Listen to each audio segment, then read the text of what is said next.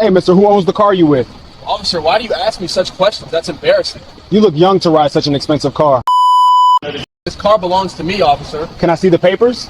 Officer, why are you trying to insult me here? You don't even know me. I don't want to believe it's a stolen car. Well, it's not. I'm concerned right now. Okay, fine. Turn around, put your hands behind your back. What? You just saw the paperwork. No, sir. I'm not letting you arrest me for my own car.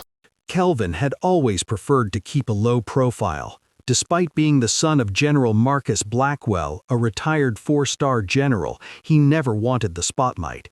If you enjoy what we do on this channel, please subscribe, like, and share. Yes is a way to support and encourage us to research and dig out more stories like this. And also, turn on the notification bell, as the next story is the one you wouldn't want to miss. Kelvin lived in an apartment in the heart of Georgia, far from his father's sprawling mansion, driving a modest car to his part-time job at a tech company. His father's wealth and influence were known throughout Georgia, but Kelvin believed in earning his way, no matter the price. To him, money wasn't a measure of worth, it was just a tool. One summer afternoon, Kelvin decided to go out. It wasn't a big event, just a trip to the mall to pick up a few things. He wasn't in the mood for anything extravagant, just a normal day. The weather wasn't friendly to his temperature, the air thick with heat as he slid into his Rolls-Royce, a gift from his father. Kelvin had always been modest about it, even though he knew most people would find it eye-catching. To him, it was just a car, one he used to get from point A to point B. He rolled down the windows, letting the wind rush through his hair as he drove through the city. The streets were bustling, people walking around, cars honking in the busy lanes. He reached the mall, parked in a quiet corner, and decided to stop by a nearby gas station to top off the fuel before heading back home. As he approached the gas station, Kelvin didn't think much of it. He pulled in, parked beside a pump, and grabbed his wallet, ready to fill the tank. But the moment he stepped out of the car, he felt eyes on him. It wasn't the usual kind of gaze, the kind that comes from admiration or curiosity. No, this was different. The eyes were cold, judging. From the corner of his eye, he saw the police car roll up. Two officers stepped out, their boots hitting the ground with authority. Kelvin didn't flinch. He knew the game. He'd been careful for years to stay out of trouble. He respected everyone, no matter their background or profession. He never tried to show off or flaunt his father's name. It wasn't his style. But the officers weren't there for his good intentions.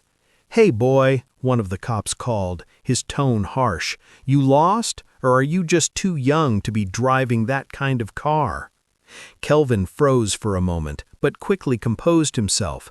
"No, sir, I'm just getting gas," he said calmly, trying not to let the tension in the air affect him. The officer walked closer, eyeing the Rolls-Royce suspiciously. "A car like that doesn't belong to someone like you. You got papers for it?" he sneered. Kelvin felt his stomach tighten. "I do," he said, his voice steady. He reached into his glove compartment and pulled out the registration papers. "Here you go." The officer snatched the papers from his hands, barely glancing at them. "Fraudster," he muttered under his breath. Kelvin could feel the other officer's eyes scanning him from head to toe, a look of disdain in their gaze. "What are you, like 19, and you're driving around in this?" the second officer added, crossing his arms. The accusation hung in the air, as if his age and his car were somehow tied together in a way that didn't add up to them. Kelvin could see where this was going. They were assuming things that weren't true, just because of the color of his skin and the way he looked. They didn't care about the car's papers. They didn't care about his intentions. They had already made up their minds. He stood his ground, keeping his voice calm but firm. "I've done nothing wrong. I don't need to explain myself to you." But it didn't matter. The officers weren't listening. They began to surround him, pushing their weight around, trying to intimidate him. "We've got a lot of questions for you, kid," one of the officers barked. "You think you're above the law? We'll see about that." Kelvin's heart raced. He knew he had to be careful. His father had taught him to always remain calm in situations like this, But the officers weren't done. One of them pulled out a phone and began typing something, probably running a background check. The second officer stepped closer, blocking Kelvin from leaving.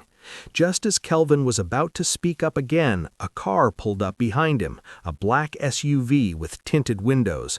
The door opened, and out stepped a well-dressed man in his 50s, tall and confident. Kelvin's father, General Marcus Blackwell, had arrived.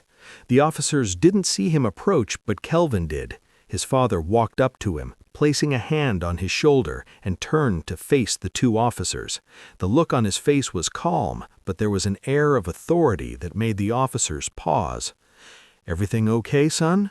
General Blackwell asked Kelvin, his voice steady and soothing. The officers looked at each other, unsure of how to react, but before they could say anything, General Blackwell spoke again. "I'm General Marcus Blackwell," he said, his voice ringing with undeniable authority, "and I'd like to know why you're harassing my son." The tension in the air thickened. One of the officers fumbled with his words, but the other remained silent. "We were just questioning him, sir," the officer said hesitantly. "No," General Blackwell interrupted, his voice firm but calm. "You were racially profiling him. You assumed things about him based on his skin color and his car, and you've made a mistake. I'll be filing a formal complaint, and you'll be hearing from my lawyer." The officers were caught off guard. The situation had escalated quickly, and they knew they had crossed a line. But it wasn't over yet. A few weeks later, a court case was filed, and the officers were put on trial for harassment, false accusations, and racial profiling. The result was a fine of $90,000 for their actions, a penalty for the officers who had tried to take advantage of a young man because of their prejudices. Kelvin's encounter had been a painful experience, but it led to a bigger change, a reminder that respect, equality, and justice should always come first.